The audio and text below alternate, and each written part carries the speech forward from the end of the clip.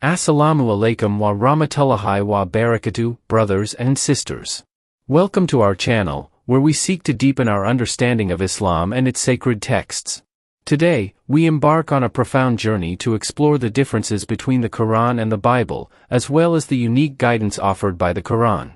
This discussion is inspired by the teachings of Sheikh Muhammad al-Hasan ad-Dadaw, and we will delve into the topics of sacred texts, their preservation, the wisdom of Quranic stories, and the lessons they impart. If you find this content valuable, please like, share, and subscribe to our channel to stay updated with more Islamic knowledge. Let's begin with the concept of sacred texts among the people of the book, those who follow the Torah and the Gospel. Unlike the Quran, which Muslims believe is the literal word of Allah revealed to Prophet Muhammad, peace and blessings be upon him, the sacred texts of the people of the book are not considered direct revelations from Allah. The Torah, given to Prophet Musa, and the Gospel, revealed to Prophet Isa, peace be upon them both, were divine in their original forms. However, over time, these texts have been altered and no longer retain the pure speech of Allah. What remains in the hands of their followers are primarily historical accounts, narratives about prophets and apostles, and moral teachings, but not the unadulterated words of Allah. These texts, in their current form, lack the divine commandments and prohibitions that once guided their communities. Now, let's turn to the Quran. The word Quran itself means that which is recited, a name that reflects its role as a living, recited revelation. In the past, the term Quran was also used to describe earlier scriptures in their original, divine form. However, unlike the Quran we have today, which has been meticulously preserved, the original texts of the Torah and Gospel have been lost or changed.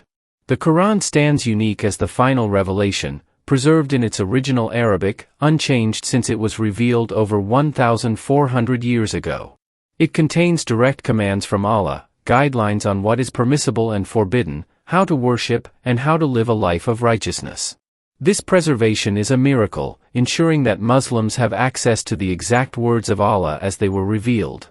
One of the consequences of the alterations to the Torah and Gospel is the loss of legal rulings and religious sciences among the people of the book. For example, from the teachings of Prophet Isa, peace be upon him, only a few remnants of legal guidance remain, such as the prohibition of polygamy in some Christian traditions. Other practices, like prayer and charity, have been modified over time, losing their original forms. In contrast, the Quran provides a comprehensive framework for life, covering worship, ethics, family, and society. Alongside the Sunnah, the teachings and practices of Prophet Muhammad, peace and blessings be upon him, the Quran offers Muslims a complete system of guidance that remains intact and relevant for all times. The issue of textual distortion is critical. The Quran explicitly mentions that earlier scriptures were altered by human hands, whether through additions, omissions, or misinterpretations. The Torah and Gospel, as they exist today, are not the same as the revelations given to prophets Musa and Isa, peace be upon them. These changes have led to deviations in belief and practice among their followers. For Muslims, the Quran and Sunnah serve as the ultimate sources of guidance, free from distortion. Allah has promised to protect the Quran, as stated in Surah Al-Hijr, verse 9, "Indeed, it is we who sent down the reminder, and indeed, we will be its guardian." This divine protection ensures that the Quran remains a beacon of truth. Let's now explore the stories in the Quran, which are not mere historical accounts but profound sources of guidance and wisdom. The narratives of prophets like Ibrahim, Musa, and Isa, peace be upon them, are told in a way that inspires faith and trust in Allah. For example, the story of Prophet Musa and Pharaoh in Surah Ash-Shar, or the story of Prophet Yusuf in Surah Yusuf, teach us about patience, reliance on Allah, and the consequences of arrogance and disbelief. These stories are not just for reflection, they are meant to shape our character and guide our actions. They resonate with the challenges we face in our lives, offering timeless lessons on resilience, justice, and submission to Allah's will. In contrast, the stories in the current versions of the Torah and Gospel often lack the call to action found in the Quran. While they may contain moral lessons, they do not carry the same weight of divine instruction. The Quranic stories are designed to strengthen our faith, increase our knowledge, and prepare us for the trials of this world.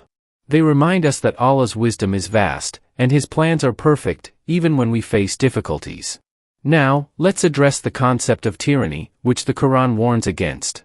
Tyranny, as explained by Sheikh Muhammad al-Hasan ad-Dadaw, rests on 5 pillars: a despotic ruler, a hypocritical follower, a greedy wealthy person, misguided scholars, and corrupt social workers. These elements have existed throughout history, from the time of Pharaoh to the present day. The Quran recounts the story of Pharaoh in Surah Al-Qasas, showing how his tyranny led to his downfall. Allah warns us that those who oppress others and reject His guidance will face consequences, either in this world or the hereafter. These lessons are universal, urging us to uphold justice and avoid supporting or enabling tyranny in any form. The stories in the Quran serve a higher purpose. They are not just tales of the past but tools for building wisdom and faith. They teach us how to navigate the trials of our time, whether it's standing firm in our beliefs or resisting injustice. Unlike the texts of the people of the book, which may focus solely on narratives, the Quran combines stories with practical guidance, urging us to act upon its teachings. Brothers and sisters, as we reflect on these differences, let us appreciate the blessing of the Quran. It is a complete, preserved, and living revelation that guides us in every aspect of life. I encourage you to dive deeper into its meanings, study its stories, and live by its teachings. If this video has inspired you, please like, share, and subscribe to our channel for more content that strengthens your faith and knowledge. Your support helps us spread the message of Islam. Assalamu alaikum wa rahmatullahi wa barakatuh.